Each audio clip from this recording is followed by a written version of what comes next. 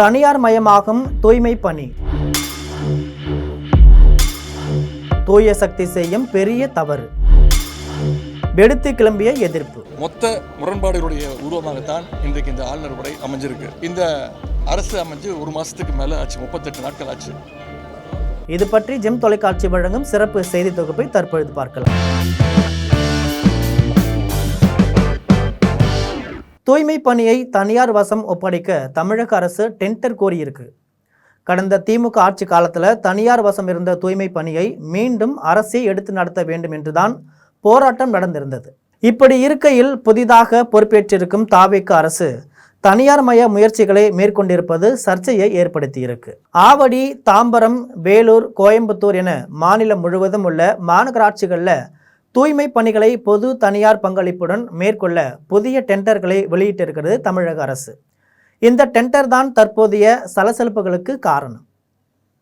கடந்த திமுக ஆட்சியில் தூய்மை பணியாளர்கள் சென்னை ரிப்பன் மாளிகையை முற்றுகையிட்டும் கூவம் ஆற்றில் இறங்கியும் போராட்டத்தில் ஈடுபட்டிருந்தாங்க. தூய்மை பணியாளர்களை பணியில் அமர்த்தி இருக்கிற தனியார் நிறுவனம் குறைந்தபட்ச கூலியை உறுதி செய்யலை என்றும், சமூக பாதுகாப்பான வேலையை வழங்கவில்லை என்றும், உயிரை கொடுத்து வேலை செய்தும் ஓய்வூதியம் கூட கிடைக்கல என்றும் கூறி தூய்மை பணியாளர்கள் இந்த போராட்டத்தை முன்னெடுத்திருந்தாங்க. போராட்டக்காரர்களை அழைத்து பேசி அவர்களின் கோரிக்கைகளை நிறைவேற்றுவதற்கு பதிலாக இரவோடு இரவாக அவர்களை கைது செய்தது திமுக அரசு. இந்த கைது நடவடிக்கை சென்னை மட்டுமல்லாது தமிழகம் முழுவதும் மக்களின் மனசாட்சியை உலுக்கியிருந்தது. ஆனால் தூய்மை பணியாளர்கள் வலுக்கட்டாயமாக கைது செய்யப்பட்டு போராட விடாமல் தடுக்கப்பட்டிருக்காங்க. திமுக அரசின் இந்த நடவடிக்கையை தாவேகாவும் கண்டித்திருந்தது.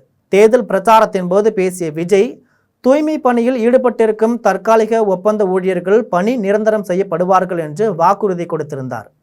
இப்போது விஜய் முதலமைச்சராக ஆகியிருக்கும் நிலையில தூய்மை பணியை தனியார் வசம் ஒப்படைக்க டெண்டர் விடப்பட்டிருப்பது விஜய் மீதான விமர்சனங்களை அதிகரித்திருக்கிறது.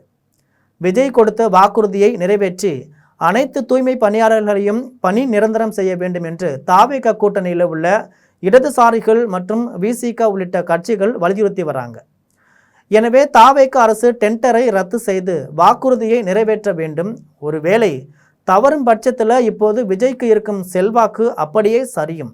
திமுகவை தீய சக்தி என்று விமர்சித்துவிட்டு தன்னை தூய சக்தி என்று சொல்லிக்கொள்ளும் விஜய் இந்த விஷயத்தில் கவனமாக இருக்க வேண்டும் என்றும் அரசியல் விமர்சகர்கள் எச்சரித்திருக்காங்க. இது போன்ற செய்தியை தெரிந்து கொள்ள தொடர்ந்து ஜெம் தொலைக்காட்சியுடன் இணைந்திருங்கள். நன்றி, வணக்கம்.